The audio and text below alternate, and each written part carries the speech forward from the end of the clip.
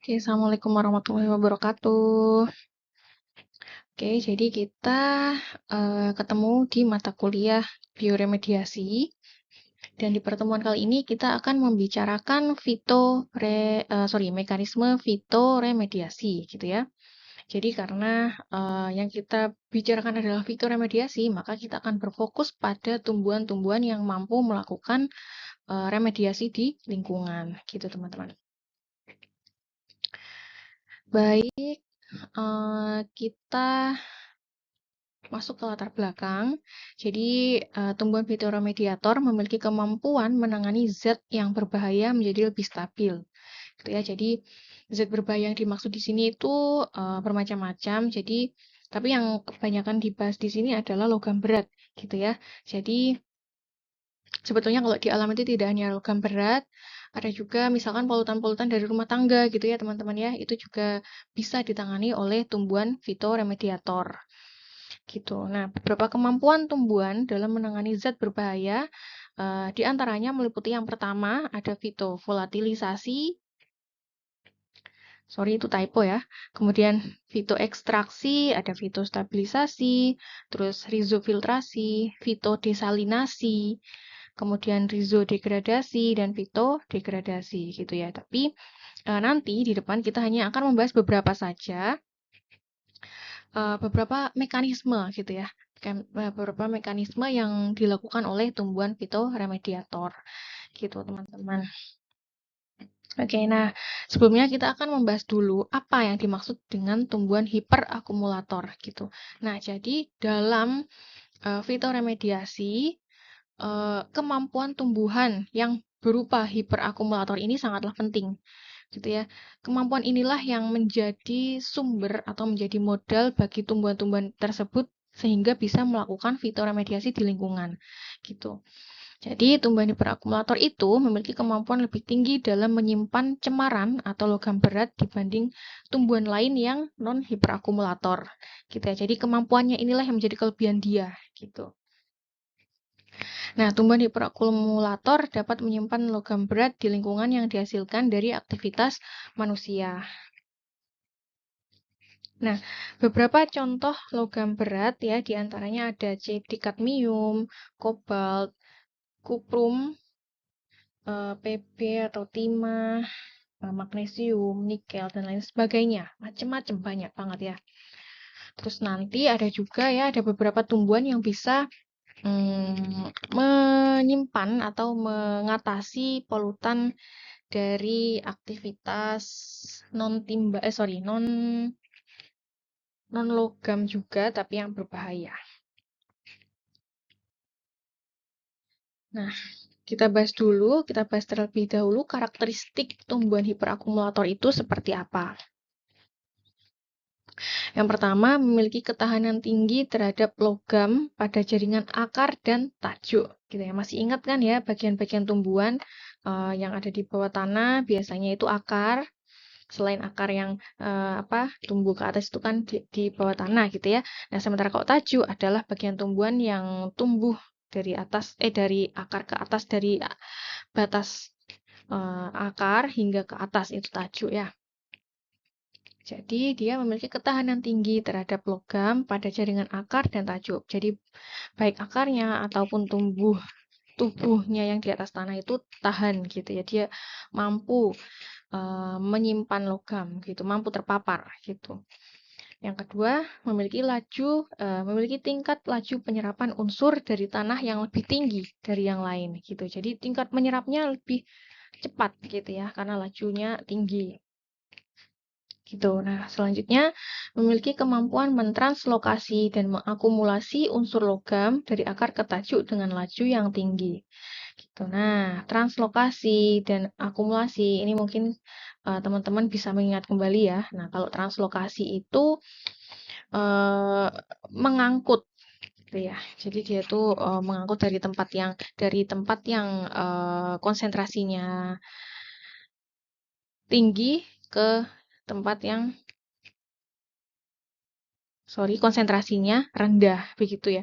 Kalau dulu teman-teman mungkin mengingat bagaimana proses fotosintesis ya, kan ada proses translokasi juga gitu ya, mulai dari yang tinggi gula atau mungkin oksigen dan lain sebagainya, tinggi gula ke tempat yang gulanya rendah. Nah, begitu juga dengan si tumbuhan hiperakumulator ini gitu. Jadi tadi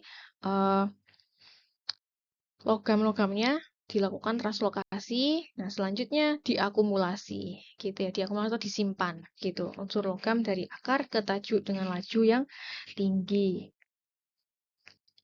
Gitu. Nah, berikut ini sumber yang saya gunakan. Di sini nanti kalian klik, nanti akan saya share juga PowerPoint-nya. Nanti teman-teman bisa klik dan bisa ambil artikel ini gitu. Nah, di artikel ini dia menyebutkan ada beberapa proses atau mekanisme fitoremediasi. Yang pertama ada fitovolatilisi, kemudian fitoekstraksi, terus nah di sini ada rhizobial and soil living microbe helping. Jadi di sini artinya selain dari kemampuan tumbuhan itu sendiri, ada juga peran rhizobial. Ya, rhizobial itu maksudnya mikrobia yang ada di rhizo atau di daerah perakaran gitu ya. And soil living microbes, rhizobial and soil living. Jadi dia yang hidup di akar dan hidup di tanah, tapi di bagian perakaran sini. Dia membantu gitu ya. Helping mineralization and plant uptake of toxican gitu. Jadi si toksik-toksik itu atau logam-logam berat itu tadi dibantu uptake-nya, dibantu untuk masuk ke dalam tubuh tumbuhan itu oleh si bakteri ini. Begitu. Nah, mungkin teman-teman juga ingat nih, kadang dulu kalau di materi simbiosis ya atau kerjasama bakteri yang ada di tanah, bagaimana dia memasukkan nitrogen ke dalam dari luar tanah ke dalam akar ya, kurang lebih seperti itulah gitu. Nah, terus selanjutnya ada fitostabilisasi. Nah, ini nanti akan kita bahas di slide-slide selanjutnya. Ada fitostabilisasi. Nah, kemudian ada rizofiltrasi gitu ya. Terus ada fitodesalinasi. Nah, ini uptake of mineral bagaimana dia memasukkan atau menguptake ion-ion yang mineral, berupa mineral itu masuk ke sini. Selanjutnya ada rizodegradasi. Ini metabolisme toksikan oleh enzim-enzim yang ada di akar gitu ya. Jadi sebetulnya yang membantu peran ini itu peran fitodegradasi ini atau fitoremediasi ini juga dibantu oleh enzim-enzimnya gitu ya. Jadi selain kemampuan dia menguptake, mengambil polutan, kemudian selain karena dia tahan terhadap polutan itu, tapi ada juga enzim yang membantu gitu. Enzim yang membantu bagaimana si logam berat atau polutan-polutan itu terjadi atau diolah di dalam tubuh tumbuhan itu gitu. Nah, selanjutnya ada fitodegradasi atau yang merupakan metabolisme toksikan by fitoenzim, enzim lagi yang bekerja gitu ya. Jadi ini sama rizodegradasi dibantu oleh enzim tapi letaknya di akar. Tapi kalau fitodegradasi di tajuk tadi di tumbuhan sudah di daun gitu ya, dibantu oleh enzim yang ada di sekitar situ gitu. Jadi yang membedakan hanya lokasinya. Kalau rizo di akar, kalau fitodegradasi ada di tajuknya, di tajuk tumbuhannya. Begitu, teman-teman. Oke, nanti silakan diklik aja ini nanti ini mengarahkan ke source jurnal yang kita gunakan di pertemuan kali ini. Oke, selanjutnya, nah ini ya lebih dalam. Kalau tadi kan kita disertai gambar, nah kalau ini adalah pengertiannya. Yang pertama ada proses fitoekstraksi. Gitu ya. Jadi fitoekstraksi ini bagaimana si polutan diserap gitu ya, kemudian disimpan di tumbuhan. Nah, ini contaminants taken up diambil, kemudian ditransportasikan, ditransportasi, kemudian ditranslokasi di atas tanah, di tajuknya gitu. Nah, terus targetnya adalah logam berat, kemudian perklorat, BTEX, PCP, dan organik lainnya, gitu, komponen organik lainnya. Nah, terus medianya di tanah tok aja gitu ya. Artinya tumbuhan yang bisa menyerap ini adalah tumbuhan yang hidup di atas tanah, bukan tumbuhan yang hidup di atas rawa, bukan tumbuhan air begitu ya. Jadi hanya tumbuhan-tumbuhan yang bisa hidup di atas tanah saja. Gitu. Nah, selanjutnya kalau fitodegradasi itu adalah polutannya digunakan oleh tumbuhan ya digunakan. Jadi dia tuh mengambil keuntungan gitu ya. Terus dilakukan degradasi secara biokimia, kemudian polutannya diubah ke atau menjadi kontaminan yang tidak berbahaya gitu. Nah, ini ya, contohnya ada solvent solvent atau pelarut yang berupa klorin, ada DTT, dan lain sebagainya. Nah, bahkan ada TNT ya. TNT ini biasanya digunakan untuk bahan peledak, begitu teman-teman. Nah, medianya ada soil and sediment. Soil atau tanah, dan sedimen ya, tanah-tanah sedimen, tanah yang berupa biasanya dari sedimen, kalau kita tahu ya ada di sekitar perairan gitu ya. Nah, terus ada wetland. Ada wetland itu kayak lahan basah, wastewater atau eh, limbah cair gitu, dan surface and groundwater. Jadi dia masih oke-oke aja kalau misalkan dia bisa dilakukan oleh tumbuhan-tumbuhan yang hidup di tanah dan di air gitu ya, karena ada soil juga tadi. Nah, terus ada fitovolatilisasi. Nah, kalau fitovolatilisasi ini polutannya diserap oleh tumbuhan, kemudian diuraikan, terus diuapkan ke atmosfer, tapi dalam bentuk yang sudah aman gitu ya. Nah, dia bisa medianya air, tanah, sludge itu kayak lumpur-lumpuran, kemudian wetland, tadi lahan basah, dan groundwater. Groundwater itu air bawah tanah ya. Artinya dia bisa menyerap kontaminan-kontaminan hingga ke air bawah tanah itu tadi. Nah, berarti cirinya karena dia tuh bisa sampai ke sana, berarti kemungkinan perakarannya panjang gitu ya, panjang seperti itu. Nah, terus rizofiltrasi ini dia bisa menjerap gitu ya, rizofiltrasi. Plants grown in aerated water, jadi akarnya tumbuhan itu tumbuh di perairan, water precipitation and concentrate toxic pollutant gitu ya. Jadi dia mengambil polutannya gitu. Terus medianya adalah wetland, wastewater, landfill licit ya. Bahkan di sini dia bisa mengambil licit atau itu loh, kayak misalnya ada sampah-sampah, sampah padat yang kemudian kalau dibiarkan kan ada airnya tuh ya, ada rembesan-rembesan airnya. Nah, dia bisa mengambil dari situ. Surface and groundwater. Nah, ini ada perairan permukaan dan air di bawah tanah juga bisa. Terus selanjutnya ada fitostabilisasi. Nah, fitostabilisasi ini polutan dijerap oleh akar gitu ya. Dijerap oleh akar. Nah, sehingga tidak ikut oleh licingnya air gitu. Licing itu maksudnya kayak terbawa erosi gitu loh, ke bawah air, polutannya ke bawah air kemana-mana gitu enggak, karena dia dijerap oleh akar gitu. Kita baca dulu. Plants stabilize the pollutant. Jadi si tumbuhannya itu menstabilisasi polutannya di tanah, ya kan? Mengubah mereka menjadi harmless, yang menjadi tidak berbahaya gitu ya.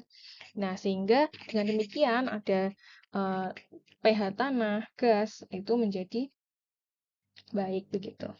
And control soil, pH, ya kan? Dia mengontrolnya gitu. Selanjutnya medianya ada soil, main tailing. Nah, tailing itu biasanya air asam tambang gitu ya teman-teman ya, air tambang gitu.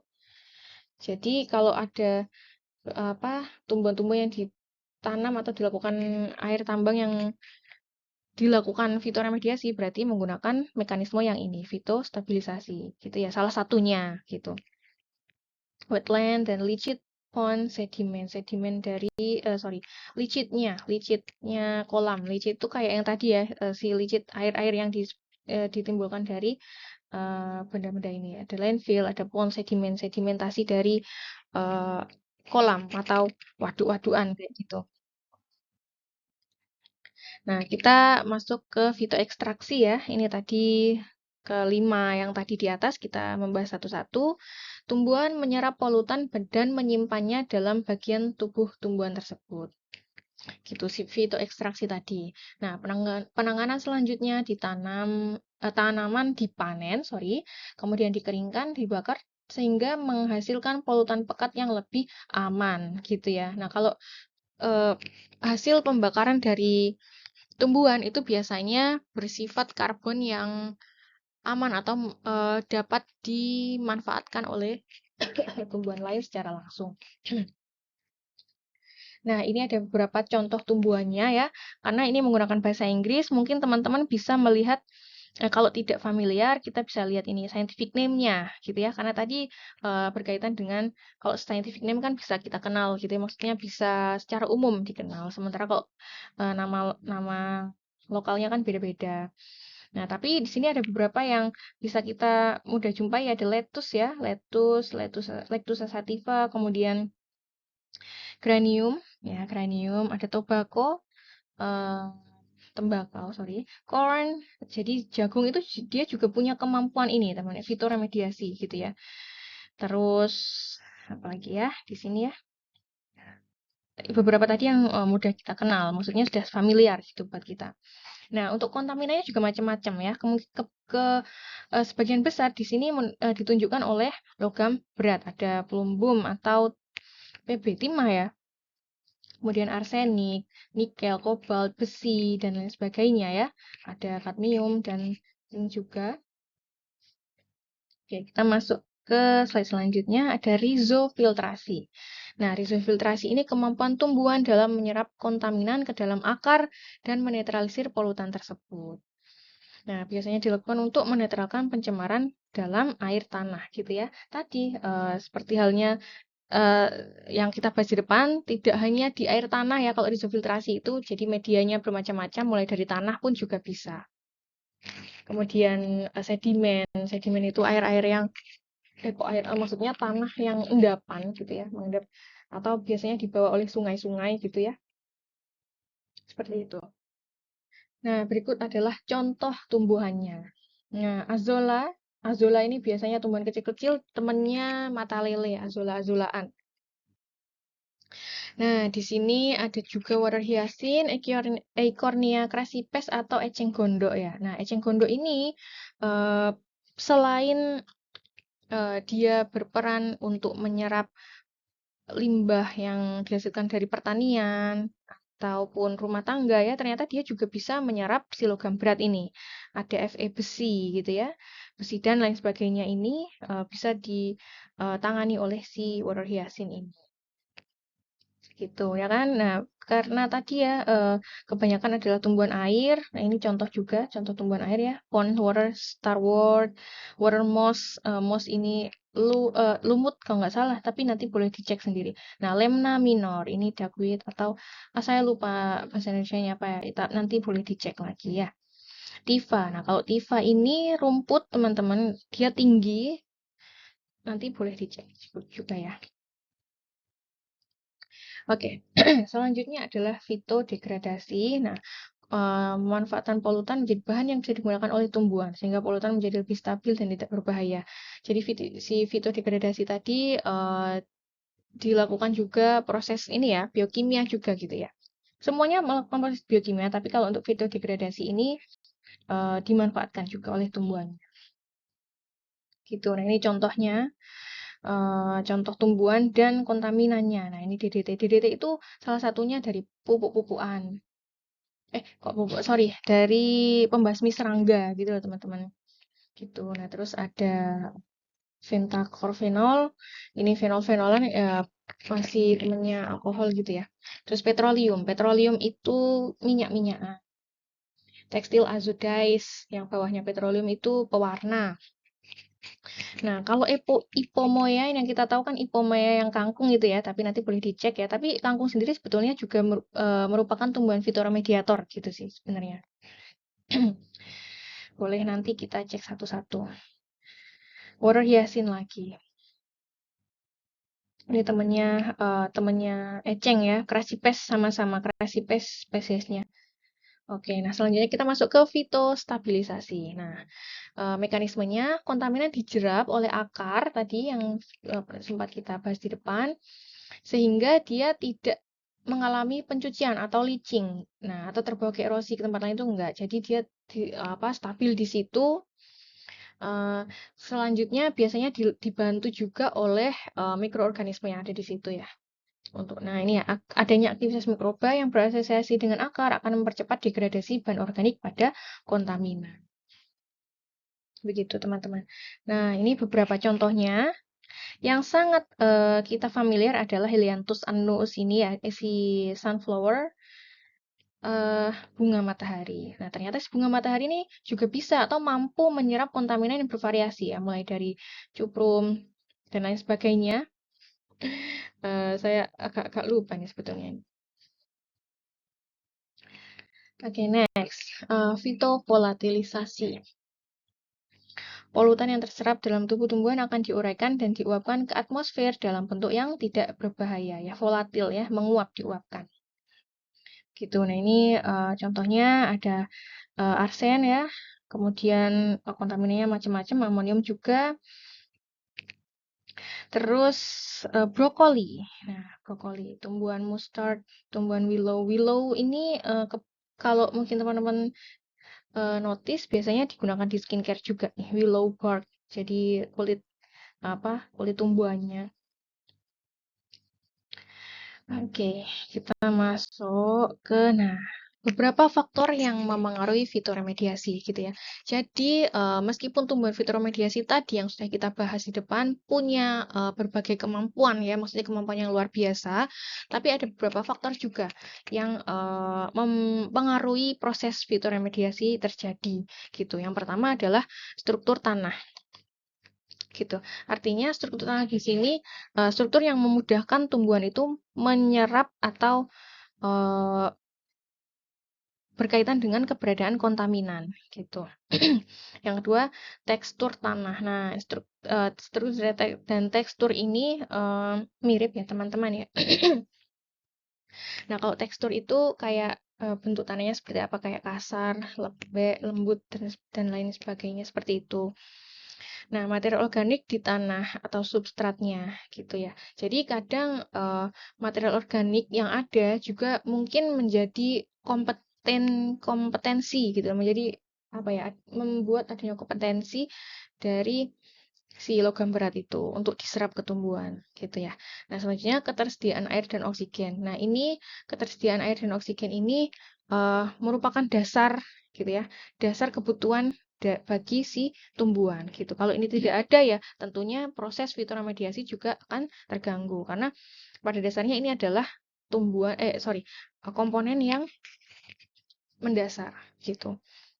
Selanjutnya suhu. Nah, suhu ini juga berkaitan dengan proses metabolismenya. Nah, nutrien ini kan juga membantu proses ini ya, utama tumbuhannya itu tadi. Nah, selanjutnya adalah penyinaran atau cahaya matahari. Nah, nomor 7, ini terketik lagi ya, harusnya sama seperti nomor 5, nutrisi, nutrien. Gitu. Nah, selanjutnya kita sudah masuk di rangkuman ya, teman-teman ya. Jadi beberapa hal yang kita pelajari hari ini bahwa tadi sebetulnya tumbuhan fitoremediator itu adalah tumbuhan yang punya kemampuan untuk mengakumulasi atau menyimpan bahan polutan ini. Terus dia punya kemampuan terpapar yang baik gitu ya, maksudnya kemampuan untuk tahan terhadap paparan kontaminan, dan dia juga punya kemampuan untuk translokasi yang tinggi gitu ya, translokasi dan akumulasi polutan yang tinggi. Nah, secara mekanismenya yang pertama ada fitoekstraksi, tadi ya diserap dan disimpan dalam tumbuhan, kemudian rizofiltrasi, polutan diserap di akar, lalu fitodegradasi, diserap dan diurai menjadi bentuk yang aman atau stabil. Lalu fitostabilisasi dijerap di akar, gitu ya. Polutannya dijerap di akar sehingga tidak terbawa leaching. Nah, dengan demikian polutannya tidak terbawa ke tempat yang lain, gitu. Nah, lalu fitovolatilisasi, nah ini polutan diserap, diuraikan dan diuapkan dalam bentuk yang aman, gitu. Nah, pada akhirnya, yang menjadi atau mungkin yang membantu dalam proses metabolisme ini adalah enzim ya, enzim yang ada di dalam tumbuhan itu sendiri. Nah, baik teman-teman, kita sudah sampai di akhir perkuliahan. Terima kasih. Semoga ilmunya bermanfaat ya teman-teman. Kita ketemu lagi di pertemuan selanjutnya. Nanti jika ada diskusi atau pertanyaan, boleh langsung dijabrikan ke saya atau kita bahas di grup mata kuliah ini. Nah, selanjutnya untuk tugas nanti saya akan kirimkan di grup mata kuliah ini juga, gitu. Terima kasih. Saya akhiri. Wassalamualaikum warahmatullahi wabarakatuh.